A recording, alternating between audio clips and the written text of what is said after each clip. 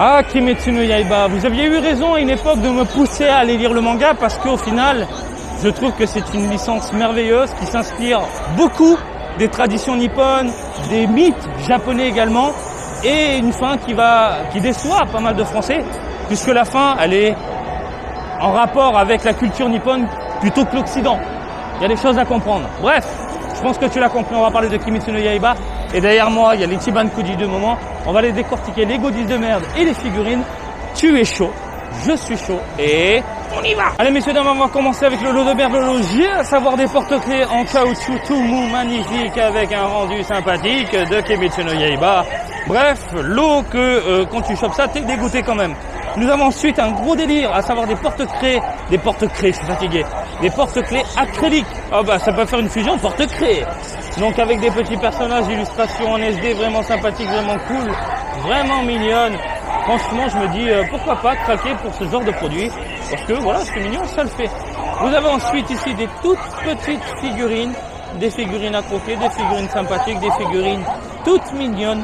Voilà, tous les lots de merde, c'est du mignon. Du côté de Kimetsu no Yaiba, tous les lots de merde, c'est du méga mignon. Sauf les putains de serviettes qu'on a ici. Des serviettes, écoutez, de qualité moyenne. Voilà, où tu sens que l'illustration va disparaître avec le temps, malheureusement.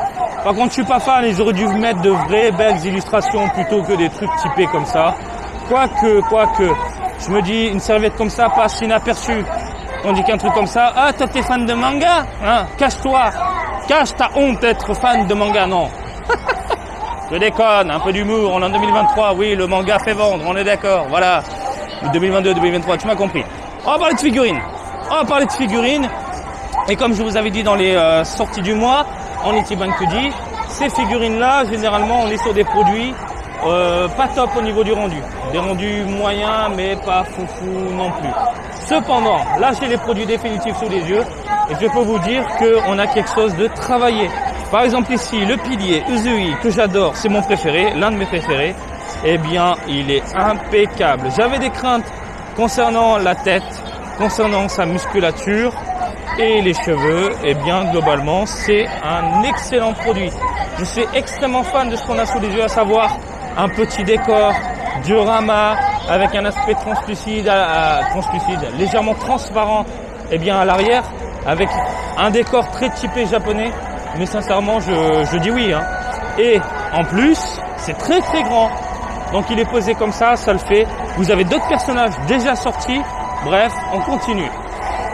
Petite demoiselle sympathique qui tient un magnifique petit papillon que je n'avais même pas remarqué dans les images promotionnelles. Hop là, et ça rend très bien, les doigts sont mal faits. Globalement on est sur un très beau produit.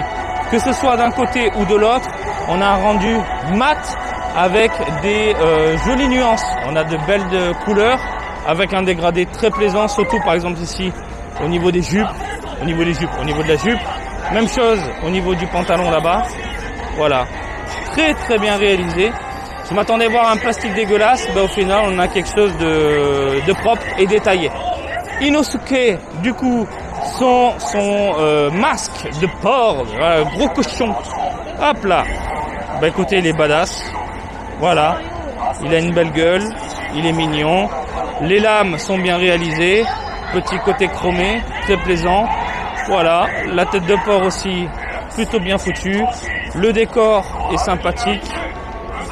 Non, sincèrement, très très beau produit. Et c'est encore une fois le genre de figurine qui termine chez vous.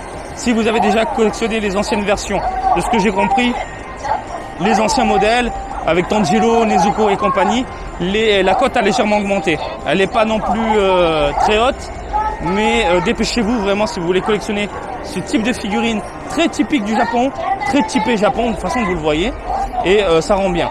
Là, la Swan, il s'agit de Uzui, ici, avec la seule différence, la seule altérité, le décor. On a un décor bien plus transparent, avec des teintes beaucoup plus légères, beaucoup plus flashy. Au niveau des couleurs, on a un bleu, jaune, rose, très particulier, un peu bonbon, tu vois ce que je veux dire? Alors que le côté c'est bien plus vif, bien plus éclatant. Je suis pas fan. La figurine elle-même, c'est la même merde.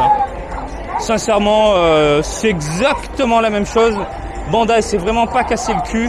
Ils se sont dit bon les gars, on va vous sortir uniquement de la figurine. On va faire un copier-coller puis on va juste changer l'arrière quoi. Et puis basta. Voilà. Donc franchement, les 3 figurines, je suis vraiment fan. Il n'y a pas beaucoup de défauts, voire quasiment pas. Pas de jointure, mat, des nuances. Je dis oui. En fait, je t'ai menti là, la Swan, c'est ça. C'est une énorme statuette que tu ramènes à la maison. Voilà, c'est Bandai ou sinon on te l'envoie en France. Mais tu dois payer les frais de port. Hein, putain, imagine un truc comme ça, envoyé en frais de port en France, mais laisse tomber, c'est mort. Il est magnifique, le temps de dire, ah je suis fan. Hein. Ah oui, attends. Il est beau, il est grand, il est bien modélisé. Ah mais je dors avec et je couche même avec sa lame. Bref. Les amis, tu m'as une goodie intéressante. Les goodies de merde, on s'en branle, c'est vraiment de la merde. Là, c'est vraiment de la merde pure et dure. Hein. Les trucs gnangnan, machin, etc. C'est pour écouler le stock et faire du pognon facile du côté de Bandai. Cependant, concernant les figurines, surprise, je m'attendais à avoir des figurines en plastique avec une modélisation vraiment catastrophique. Et au final, on a quelque chose de travaillé, on a du mat, on a des nuances, on a des personnages posés, exposés, avec un décor très intéressant. Sincèrement, je dis oui. Tu collectionnes du Kimetsu no Yaiba? Oui, ça peut terminer à la maison. Écoutez les amis, je vous laisse tranquille. Oh là là, les Dragon Ball. Et j'espère que ces petites impressions vous ont plu. Comme d'habitude, je vous invite à me suivre sur Twitter, Facebook, Twitch et TikTok, Marty Japan. Et je vous dis à très bientôt. Allez, salut, bisous, ciao ciao.